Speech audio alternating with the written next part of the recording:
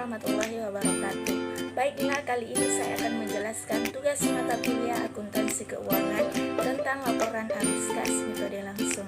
Sebelum saya bahas lebih lanjut, izinkan saya perkenalkan diri terlebih dahulu.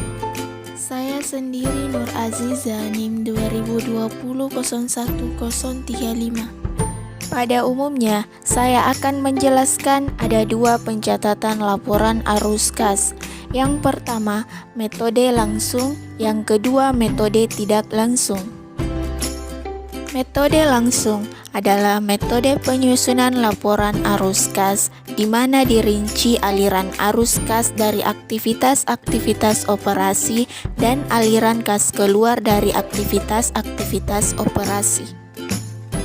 Adapun metode tidak langsung adalah metode penyusunan laporan arus kas, di mana dibuat rekonsiliasi antara laba yang dilaporkan dengan aliran kas, dimulai dengan laba bersih usaha dan mengubahnya menjadi arus kas bersih dari aktivitas operasi. Halo teman-teman, bertemu lagi bersama saya di video pembelajaran akuntansi. Kita akan membuat laporan arus kas metode langsung terlebih dahulu ya teman-teman.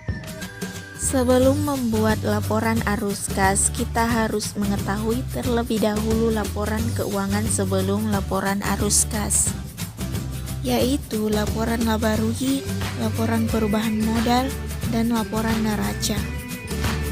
Laporan posisi keuangan. Di sini kita dapat melihat laporan posisi keuangan untuk tahun 2005. Total aset senilai 1.436.900 dan total kewajiban dan ekuitas sebesar 1.436.900.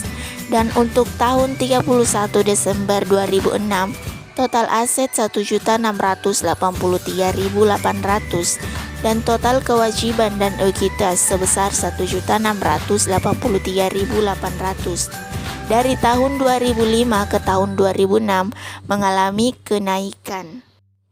Laporan laba rugi di sini dapat kita lihat laba usaha bersih yaitu senilai 180.600. Sebelum membuat, kita perlu menghitung perubahan nominal dari tahun sebelumnya pada laporan posisi keuangan. Dapat kita lihat pada gambar berikut ini. Untuk kas itu mengalami kenaikan dari tahun 2005 ke tahun 2006 sebesar 68.300. Untuk piutang kenaikan sebesar 17.500. Persediaan kenaikan sebesar 27.100. Untuk investasi di tahun 2005 sebesar 120.000. Tanah di tahun 2006 sebesar 160.000. Untuk peralatan kenaikan sebesar 120.000. Untuk akumulasi penyusutan peralatan kenaikan sebesar 26.000. Utang usaha kenaikan sebesar 18.200. Untuk utang biaya penurunan sebesar 4.900. Untuk utang dividen kenaikan sebesar 4.000.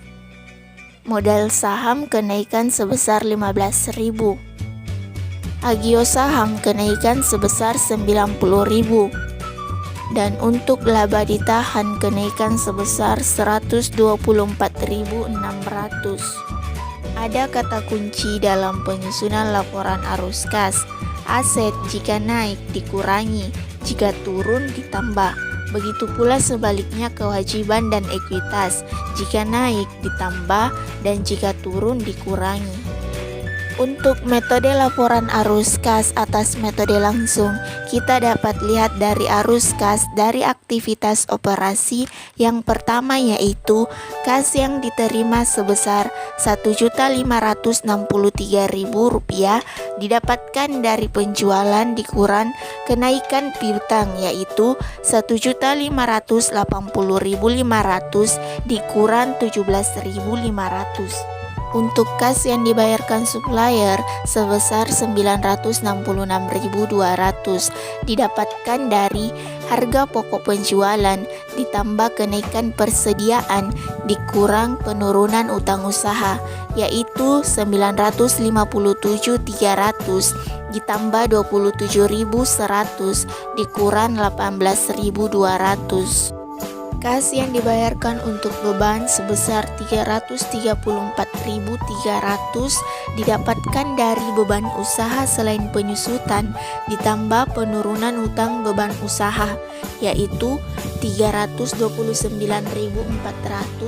ditambah 4.900. Pembayaran kas untuk bunga 0. Pembayaran kas untuk pajak penghasilan tetap 99.200 didapatkan dari laporan laba rugi. Jadi dari 966.200 ditambah 334.300 ditambah 99.200 menjadi 1.399.700. Untuk jumlah arus kas dari aktivitas operasi didapatkan dari jumlah kas diterima pelanggan 1.563.000 dikurang 1.399.700 menjadi laba bersih 163.300.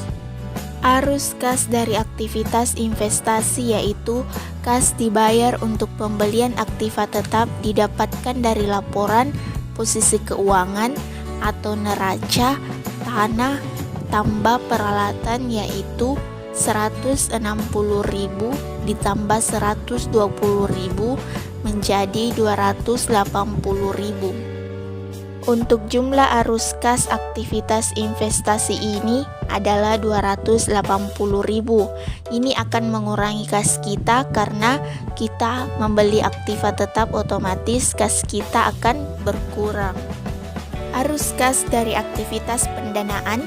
Kas diterima dari penjualan saham didapatkan dari modal saham biasa ditambah agio saham biasa, yaitu 15.000 ditambah 90.000 menjadi 105.000. Kas diterima dari utang jangka panjang 0.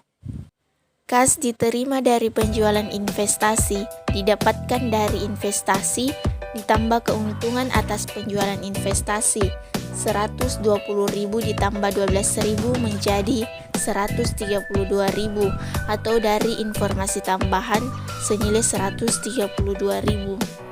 Kas dibayar untuk dividen didapatkan dari informasi tambahan sebesar 56.000 dikurang kenaikan hutan dividen 4.000 menjadi 52.000. Kas dibayar untuk bunga 0. Kas dibayar untuk pelunasan hutang jangka panjang 0. Jadi untuk kas bersih dan jumlah arus kas aktivitas pendanaan didapatkan dari jumlah kas diterima dari penjualan saham ditambah hutang jangka panjang, yaitu 105.000 ditambah 132.000 dikurang 52.000 menjadi 185.000. Selanjutnya kita menghitung kenaikan kas dengan cara menambah kas dari aktivitas operasi ditambah dari aktivitas dan investasi ditambah aktivitas pendanaan, yaitu 163.300 ditambah min 280.000 ditambah 185.000 menjadi 68.300. Seperti dapat kita lihat dari kenaikan kas sebesar 68.300. Selanjutnya kita menghitung akhir periode dengan cara menjumlahkan antara kenaikan kas dan kas pada awal periode, yaitu 68.300 ditambah 395.800 menjadi 464.100. Nah, itu teman-teman untuk laporan arus kas metode langsung. Sekian video dari saya, semoga video yang saya buat bisa bermanfaat. Sampai jumpa di video saya selanjutnya. Bye-bye.